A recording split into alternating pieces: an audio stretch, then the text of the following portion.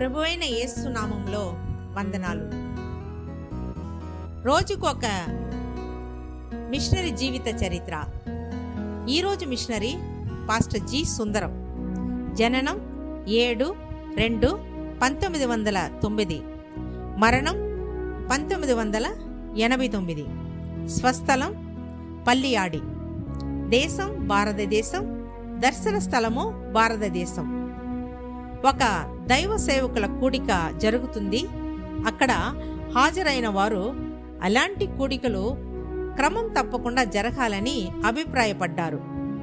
వారి సలహా వెనుక ఉన్న నిజమైన ఉద్దేశం గురించి పాస్టర్ సుందరం గారు వారిని అడుగగా, అందుకు ఒక పాస్టర్ గారు ఇటువంటి సమావేశాల ద్వారా క్రైస్తవ సంఘాల్లో ప్రస్తుతం ఉన్న సమస్యలని చర్చించి వాటికి పరిష్కారాలను ప్రతిపాదించవచ్చు అని బదులిచ్చారు.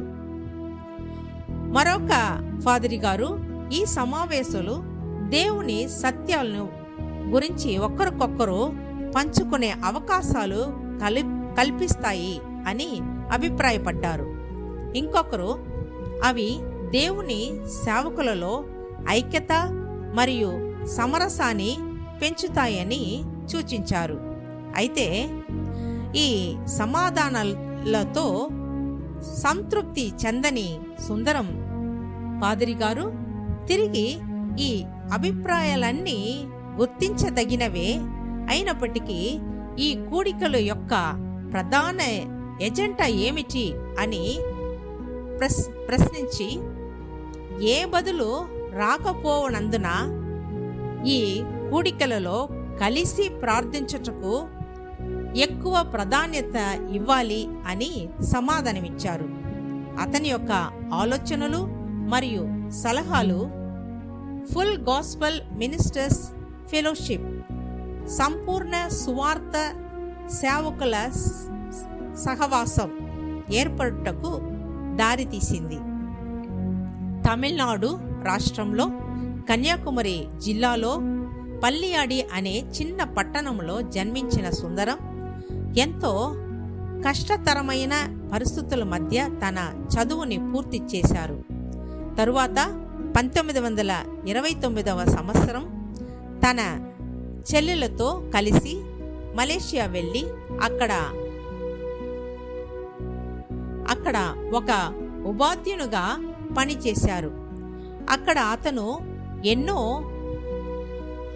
యవ్వనకాల శ్రమలు, యవ్వనకాల శోధనలు మరియు పరీక్షలను ఎదుర్కొనగా అవి అతనిని దేవుని నుండి దూరంగా తీసుకొని పోయేలా చేసింది.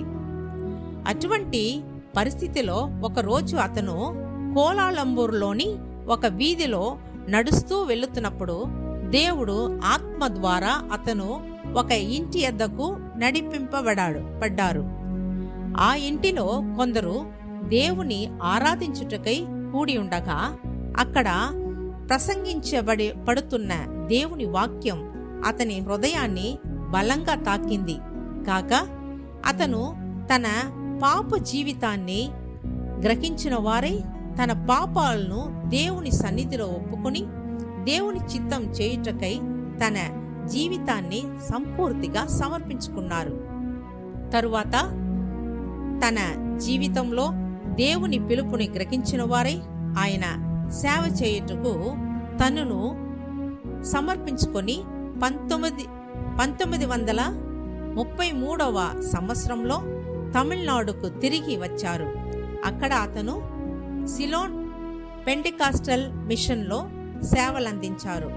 ప్రార్థన జీవితంలో మాదిరిగా నిలిచిన సుందరం పాదిరి గారి ద్వారానే 1948 సంవత్సరంలో అపోస్టలిక్ క్రిస్టియన్ అసెంబ్లీ, అపోస్తల క్రైస్తవ సంఘం స్థాపించబడ్డాయి.